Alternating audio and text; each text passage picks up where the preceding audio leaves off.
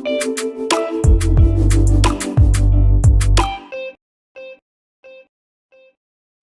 ranum banyak yang jatuh dimakan ulat, sisa sebiji. Assalamualaikum warahmatullahi wabarakatuh. Waalaikumsalam. Salam sehat, jumpa lagi dalam Ngopi, Ngobrol Perkara Iman dan Islam bersama Asep Tapib di PJTP Jabar Pisan Euy. Alhamdulillahirrahmanirrahim, hamdan kasiron. Allahumma sholli ala Muhammad wa ala ali Muhammad. Hadirin sidang ngopi yang berbahagia ya, yang di rumah maupun yang di studio beberapa ya kelihatan. Hari ini jumpa lagi dalam acara ngopi bersama saya, dan hari ini kita akan bicara topik tentang kekinian ya, tapi tetap masih dikaitkan dengan puasa atau Ramadan, yang puasa di era digital. Nah, maka kita harus juga adaptif terhadap perubahan peradaban, dan era digital sudah bukan hanya di ambang pintu lagi, sudah menjadi bagian dari kehidupan kita sehari-hari. Maka apa sih puasa di era digital ya? Maka hari ini kita undang kembali lagi-lagi ya Ustadz dari Ciparai ya, yang akan kita ajak ngobrol tentang puasa di era digital ya, dan konteksnya dalam menjaga kesucian hati ya di tengah banjir informasi. Nah, tentu saja itu ya. Jadi kalau dulu informasi itu sangat terbatas, sekarang informasi bisa dapatkan dari mana saja, bahkan tidak ada sekat lagi. Hadir di tengah-tengah kita Ustadz Eman Puroman ya, dari Darul Hikmah Ciparai. Selamat berjumpa lagi Pak Eman. Oke, silakan sapa lagi dan buka langsung pertemuannya. Bismillahirrahmanirrahim. Assalamualaikum warahmatullahi wabarakatuh. Alhamdulillahilladzi an'ama alaina bi ni'matil iman wal islam.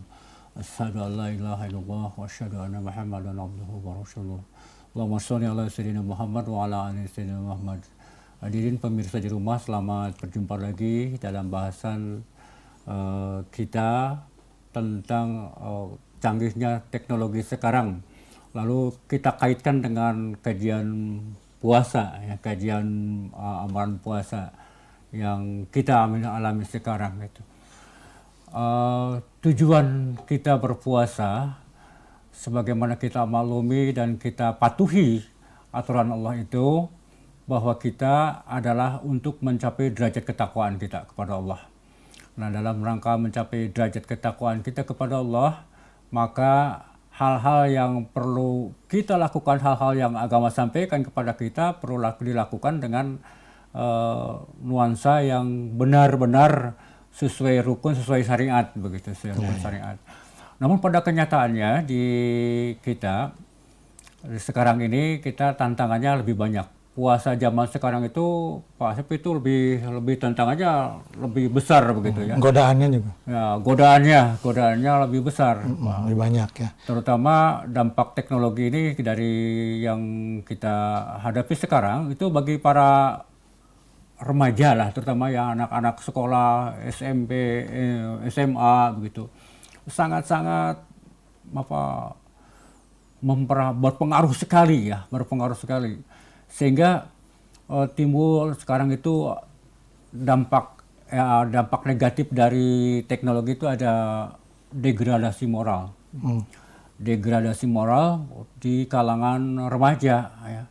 Di kalangan ya, kita lihat di remaja banyak peristiwa, ada tawuran, kemudian ada apalagi itu ya seperti kenakan remaja yang ya terlibat narkoba, kemudian ada akhlak yang tidak, bahkan ada sekarang di salah satu sekolah itu sudah masuk namanya seperti geng bukan lagi geng motor, bukan lagi itu.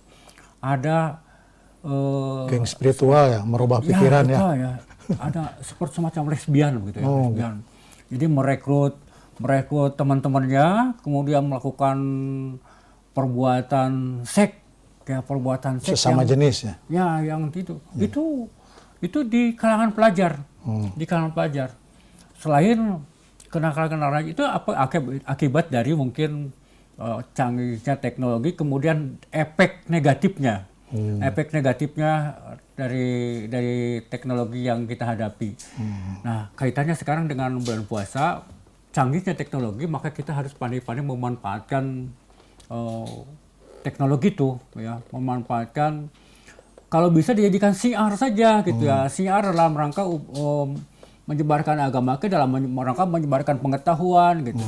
Itu yang lebih bagus begitu. Jadi jangan sampai kena imbas yang negatifnya saja yang kita ini, tapi banyak juga sisi manfaatnya dari pengembangan teknologi itu. Kalau puasa itu kan standarnya kita ketahui lah perintahnya di surat Al-Baqarah ya, ayat 183. Ya ayyuhallazina amanu kutiba alaikumusiyam kama kutiba alal ladina min qablikum ya. La'allakum tattaqun min qablikum. Jadi sejak zaman dahulu umat sebelum kita. Nah, zaman dahulu kan teknologi belum begitu hebat. Nah, sekarang teknologi bagaimana sih itu penerapannya kita ketika kita berhadapan dengan teknologi yang serba canggih ini. Kan dulu mah kan tidak berpikir tentang bagaimana kita bisa melihat sholat tarawih di Mekah gitu kan. Kalau sekarang mah tiap hari, tiap saat bisa melihat apa yang terjadi di Masjidil Haram. Ya. Nah, itu tadi sudah disinggung, teknologi ternyata lebih banyak mudorotnya kalau diperlihatkan itunya, walaupun sebenarnya manfaatnya banyak. Ya, itu kenyataan sekarang itu lebih banyak mudorot daripada manfaat positifnya gitu kan. Jadi kalau kita amati gitu, kalau kami itu terutama di kalangan remaja lah, kalangan remaja itu. Remaja kan sama, punya kewajiban kita sudah pada usia-usia belajar bagaimana beribadah dengan baik. Remaja dan remako juga sama aja kalau ya sekarang media sosial digunakan oleh semua umur. Nah, sekarang pertanyaannya, apakah menggunakan media sosial itu mengurangi kualitas berpuasa? Kalau tergantung dari penggunaannya. Kalau penggunaannya tadi itu, kalau penggunaannya di sisi banyak yang menggunakan negatif, maka itu terutama akan mengurangi nilai puasa itu. Akan mempengaruhi nilainya. Apalagi kalau yang dibuka itu tontonan-tontonan yang tidak menuntun. Betul. Ini banyak sekali berseliweran karena biasanya yang muncul di halaman medsos masing-masing itu berdasarkan algoritma mana yang sering dibuka. Nah, jadi semakin banyak sering buka itu, maka mesin akan selalu mengirimkan hal yang berkaitan dengan itu.